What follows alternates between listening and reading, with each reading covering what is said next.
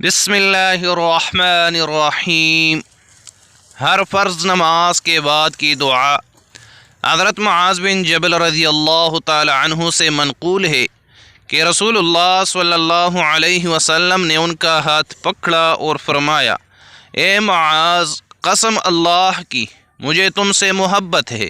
پھر فرمایا، اے معاذ، میں تمہیں وصیت کرتا ہوں کہ کسی نماز کے بعد یہ دعا ہرگز ترک نہ کرنا۔